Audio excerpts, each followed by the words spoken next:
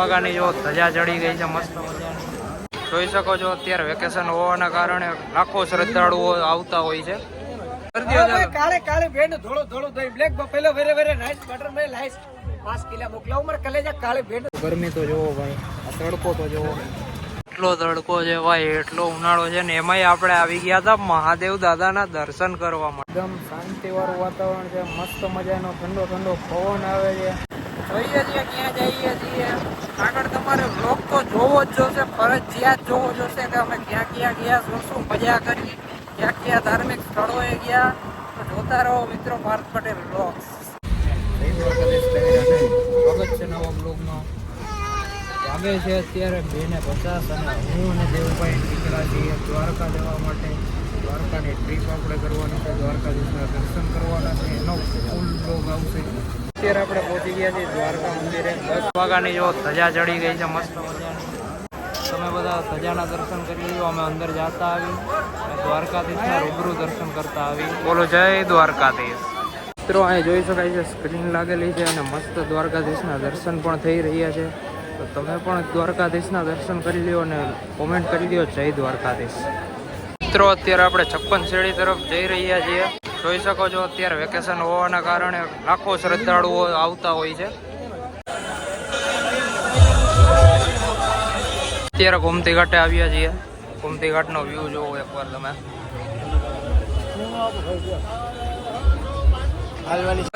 કાળે કાળે ભેડ ધોળો ધોળો દહીં બ્લેક બફેલો વેરે વેરે નાઈસ બટર મે લાઈસ 5 કિલો મોકલાવ મર કલેજા કાળે ભેડ ધોળો દહીં. દ્વારકા આવો તો બીજો મારા કલેજા જય દ્વારકાધીશ. શું છે નામ ભાઈ તમારું? આપણું નામ કેશવ ચારણ. કેશવભાઈ, હું વાત છે ભાઈ. મારા ચશ્મા લઈ લીધા છે ભાઈ, જોઈ હવે કેવા લાગે. મિત્રો તો મેં દેવભાઈ સનગ્લાસીસ ખોલાવી લીધા છે. ભાવ ન પૂછતા, તમને ખબર છે 80 ના જડે ભાઈ, ખબર નહીં ઓ લઈ લીધા આપણી પાસે. કાંઈ વાંધો નહીં, 2 પૈસાની જળવા છે. તો દ્વારકાધીશના ફરીથી તમે દર્શન કરી લ્યો, કોમેન્ટ કરી લ્યો જય દ્વારકાધીશ. જોઈ શકો છો ધજા ચેન્જ થઈ ગઈ છે, ધજા નવી ચડી ગઈ છે. મિત્રો તો સવાર તો નહીં પણ બપોરના 11:30 થયા.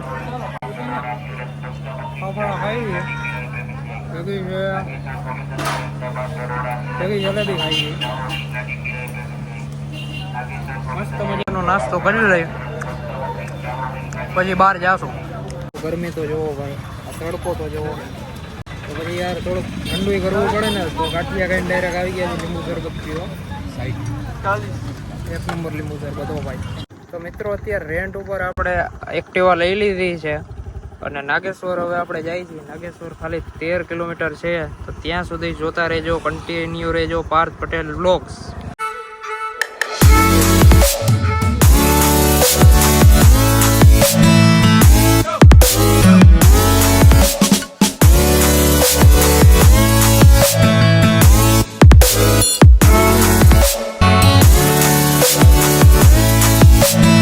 દ્વારકાધીશના મસ્ત મજાના દર્શન થઈ ગયા. હવે આવી ગયા હતા આપણે નાગેશ્વર મહાદેવ દાદાના દર્શન કરવા માટે.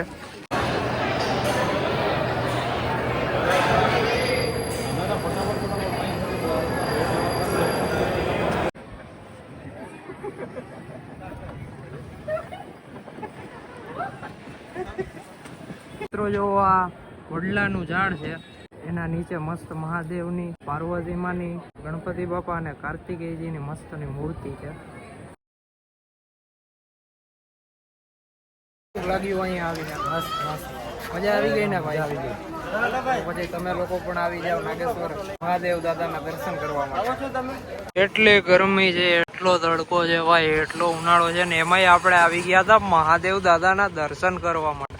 બોલો હર હર મહાદેવ. જોઈ શકો છો કે દેવભાઈ ગાડી હકાલે છે, આપણે પાછળ બેઠા છીએ ગૂગલ મેપ ખોલીને.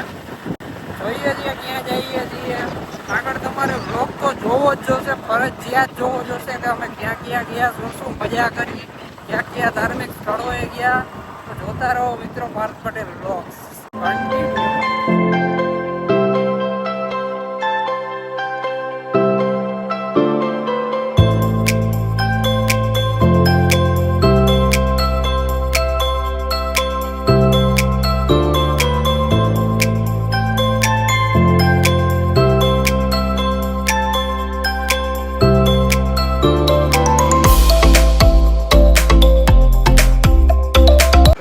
અત્યારે આપણે આવી ગયા છીએ સુદર્શન સેતુ ઉપર.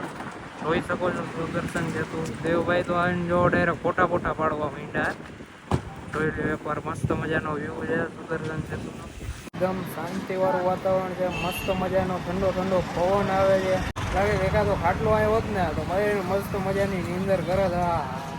શું મસ્તનો પવન આવે ને શું અહીંનો વ્યૂ છે યાર. જો આ બધો મસ્ત મજાનો વ્યૂ છે, એક નંબર.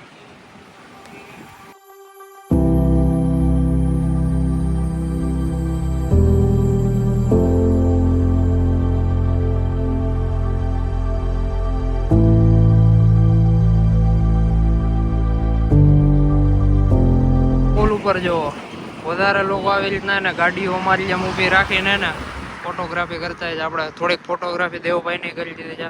કેવીક મજા આવી દેવભાઈ? સાચું કેજો ભાઈ, બીજી વાર કોક આવે તો કહેજો યાર મુંબઈ થી, તો સારું. જો મિત્રો તમે બેટ દ્વારકા આવો છો ને તો અહીંયા પુલ ઉપર જોજો, મસ્ત આ લખેલું છે કે તમે ક્યાં ક્યાં જઈ શકો છો. તો દ્વારકાધીશ નું મંદિર છે, ફેરી ટર્મિનલ છે, અભ્ય માતા મંદિર છે, શંખોલિયા પોઈન્ટ છે, પછી આલી બાજુ 2-3 પોઈન્ટ છે. દાંડી હનુમાન મંદિર છે, હનુમાન પોઈન્ટ છે, ડન્ની પોઈન્ટ છે અને વન અનામત છે.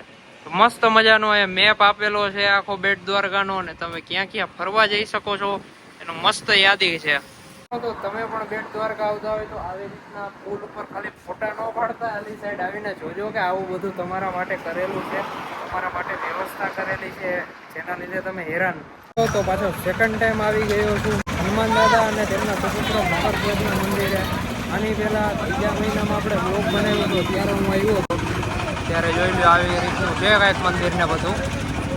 મહિનાવાળો પણ બ્લોગ તમે ન જોયો હોય તો હું તમારા માટે ડિસ્ક્રિપ્શનમાં લિંક મૂકી દઉં છું, તે જોતા હોય તે પણ આવી જ રીતના મસ્ત મજાનો હતો, એક અલગ જ એક્સપિરિયન્સ વાળો હતો. તે પણ બ્લોગ જોઈ લેજો અને આ બ્લોગમાં કન્ટિન્યુ બન્યા રહેજો.